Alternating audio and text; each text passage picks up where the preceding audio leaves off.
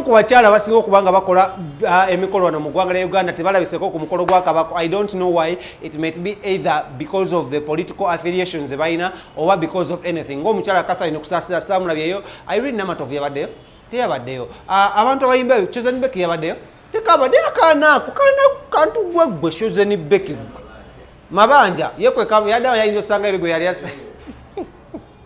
nekanyagale okwebaza omukyala amanyiddwa nga Maureen Nantume. These guys, the beautiful ladies, abazze naddala abakyala bano abayimbi. Kwabaddeko Maureen Nantume, kwabaddeko Shiba, Queen Kama, kwabaddeko Lydia Jasmine, Carol Nantongo and the likes. Naye abakyala obambi mwebale nnyo okugracinga mukolo gwani gwa mwana mulenzi amanyiddwa nga Kabako. Ne ku gwange mujjiranga ddala ne muyimbira naye lwakuba bana abasobola oyimba live. Shiba yayiga oyimba live. Kwa ku mukolo gwange tugenda kubeerako naba live bokaka ne Carol Nantongo asobola naye twamugoba mu byaffe. Sikyo Lawrence. Lydia Jasmine live kiria. Kiria Maureen Nantume live oye kiria oye munche mwesiga Shiba karantini tukyetaaga omutekinga nenga Maureen Nantume yomu kubafulumiza abagole. Shiba yasoso fulumya Dumuna erinnyere wenjo guys. Shiba yasoso fulumya Dumuna Jazira okuva mu first ataye. Maureen Nantume namufulumya mu ataye endala nagenzo abatekayo remix nagamba if you say good night baby. When you say good night, nagenzo okulaba Lydia Jasmine akwata omuzindalo, nagenzo okulaba Wakamese Tambula naye akwata omuzindalo. Yabadde massive performance wali ku mukolo gwa mwana mulenzi amanyiddwa nga Kabaka. Abayimbi nategedde nti abayimbi balina ennyonta y'okuyimba once again. Nalabye Lydia Jasmine ngengeri gyayimbamu alaga tayagala nakazindalo okukata. Nendaba Shiba ngengeri gyayimbamu alagira ddala I've been thirsty okujja okuyimbira ku bantu bange.